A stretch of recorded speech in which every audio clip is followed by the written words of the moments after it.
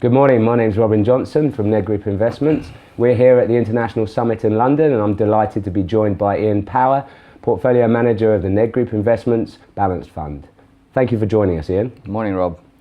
With the recent Ramaphosa victory and the events that are carrying on at present, do you see a better year ahead for the political environment and the effect on asset classes in South Africa? And are you changing your portfolio to benefit from that? That's a good question, Rob. Obviously, the SA economy is at quite an important juncture in terms of given a potential regime change which has taken place. And I guess from a outlook perspective, a lot of the low growth issues that have been plaguing South Africa with respect to corruption, some of the structural issues which have really been an impediment to growth could potentially be challenged by Ramaphosa in terms of actually trying to deal with these issues and unlock some of the potential growth in the economy. So I guess the question we have to ask as investors is which businesses look attractively priced from a domestic perspective, from a valuation perspective, to try and participate in a potential benefit from a better economic outlook resulting from some of these potential changes.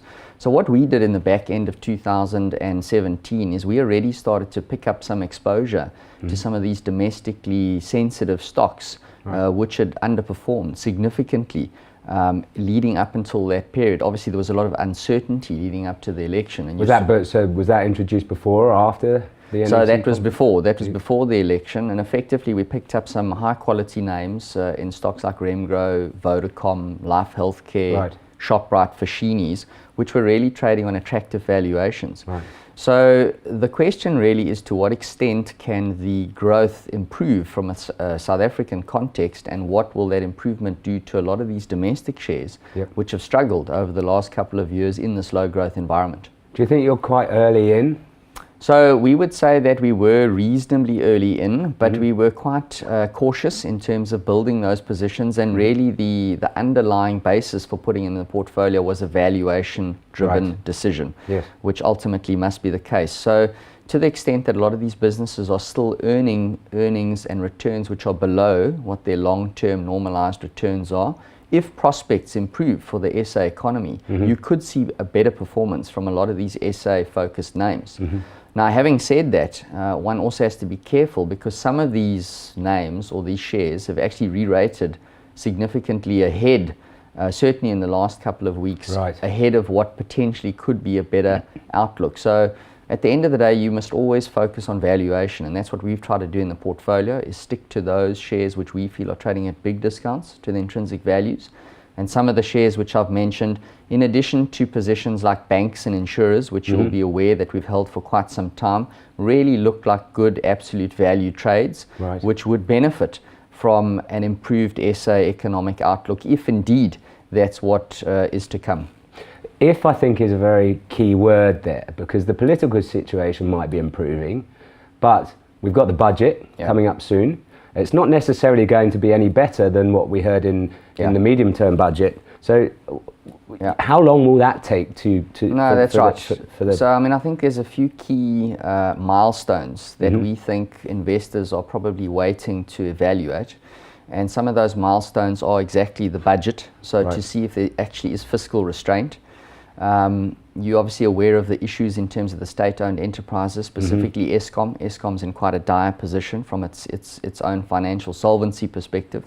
And I think what investors are wanting to see is that the government is not going to talk about these issues, but actually deal with the problems and try and restructure the debt and put the businesses and the state-owned enterprises in a position which is no longer a massive concern or potential liability to the extent that we are worried about it today. So, you know, some of the solutions could be privatizing some of the power generation side of Eskom to try and reduce the debt. And I think if these steps are taken, proactive steps with fiscal restraint from an expenditure point of view, I think the market will take cheer from that. It will take confidence from that. And bear in mind that we've had business confidence, consumer confidence, which has been very low for the last 2 years. And I think any positive signs could really be a boost to both those spending factors, which could generate quite a lot of growth for the economy over the next 12 months. But as you said, it is if, and we need to get past quite a few milestones. We've obviously got the Moody's potential downgrade still hanging over us in March, April.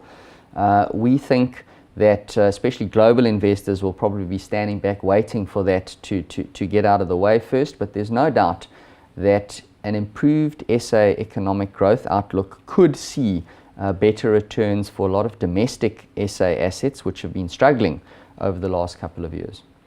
And the fund portfolio is not just focused on South Africa. There's a big exposure to international markets in there. Yeah.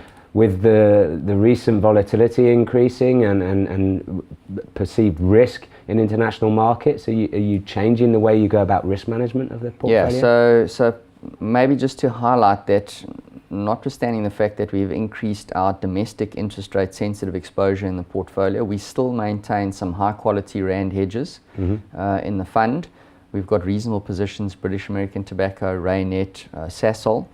Naspers, which is a position where we've had hedges on for quite some time. You'll recall that we were quite cautious about the 10-cent valuation. That share's come back quite a lot, so we've picked up quite a lot of Naspers in the last 2 weeks or so at pretty much lower levels. From a global perspective, we've actually been reducing our global equity over the last 6 months, just on the back of valuations. So valuations have been getting quite punchy. We've been getting a little bit more uncomfortable. You'll be aware we have very little exposure to the US, where we feel that the US market is probably one of the most expensive markets. We also have some hedges in place on the S&P 500 and hedging some of our offshore equity. But most of our offshore equity is focused on emerging markets and Europe. So our European exposure, principally through some European financials, some of the banks, which are still trading at NAVs, good dividend yields, good capital positions, and should benefit from a rising interest rate environment. We've also got some holdings in some oil producers, Royal Dutch Shell, good free cash flow yields, good underlying dividend yield, should benefit from a higher oil price. We've got some exposure to the capital goods sector in the oil space, which is effectively the businesses which provide the capital equipment for a lot of the oil majors. And with the higher oil price and better free cash flows coming from the big majors, you're going to see better or more capital expenditure coming through for those businesses, which should benefit the likes of Technip FMC, which is one of the businesses that we've got. So we are very much focusing on value from an offshore perspective, and trying to steer clear of those markets where there's been a lot of momentum and where we feel that those valuations are looking quite punchy. A lot of unlocked value to come through in the fund. Well, thank you very much for joining us, Ian. It's been a pleasure. That was Ian Power, Portfolio Manager of the Nedgroup Investments Balanced Fund.